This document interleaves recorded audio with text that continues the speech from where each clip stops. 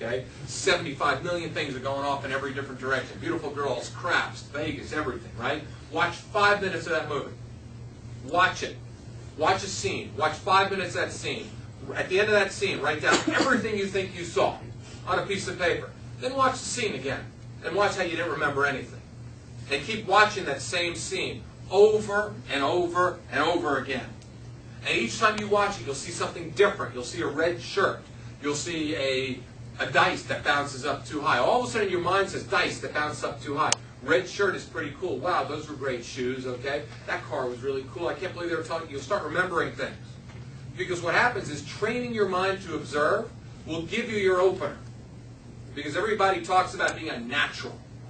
How are you a natural in situations? The only way to become a natural in a situation is to observe everything that you see.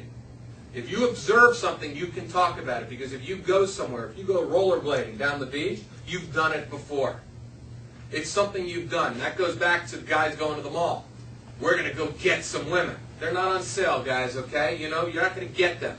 But by doing things that you love, you actually have things that you can talk about. Put a guy in a thing that he hates. Just because there's a home and garden expo and you know there's going to be women there and you know nothing about home and garden expos, why are you there? You'll have nothing to talk about. You'll be exposed as the guy going to pick up women there. If you're going to go to the home and garden expo, read some magazines ahead of time. Learn. Knowledge is power in everything you do. Everything. So you're rollerblading down the beach. You know about rollerblading. You've been there before. You see this woman and she's going and she's got this herky-jerky style a little bit. She's a little shaky, right? You can look at her and immediately. What comes to your mind? Observation. You look at her from a distance. You've got to process things like a computer. Right from the get-go, you've got to process stuff. Don't think about getting her phone number. Don't think about the end result. You don't know her. She could speak Russian. She could speak a language you don't know. She could have zero personality. So why are you objectifying her?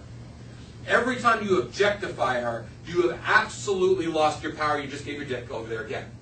Just cut it off. Might as well put it in there. Don't even carry it. Just go like this and give it to her. Say, here's my dick. I lost it. I'm giving it to you. Okay? Don't objectify. You don't know her. You have no idea who she is. You have no idea what she's about. So why are you putting an outcome on it? Nothing in life has ever been determined for you until you make it happen.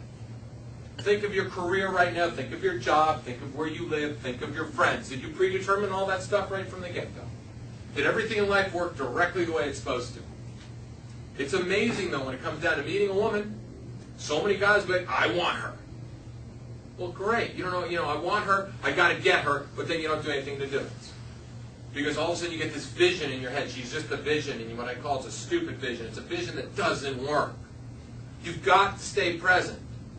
You've got to start the conversation rolling. So you're rollerblading. She's a little shaky on the rollerblades. First thing that comes to your mind, first thing came to my mind would be this. Man, you are so shaky on those things. I'm just going to say it. I'm going to say what's on my mind. Because you know what? Usually when you say what's on your mind, it's pretty safe. Unless you're a pervert. Unless all of a sudden you're a guy that's just sitting there and you see your tits bounce and you can really go, man, I love when your tits bounce like that up and down. That right one would slap you right in the lip. If you think that way, then we got to dial you back a little bit. But in my 10 years of coaching, I haven't had anybody that ever thought that way on the first observation. Okay? Nobody. So if you think that way, then we need to get you some different help, all right? But most guys will just notice something peculiar, something funny. Teasing is something that works all the time. I love teasing because if you tease, they have to defend.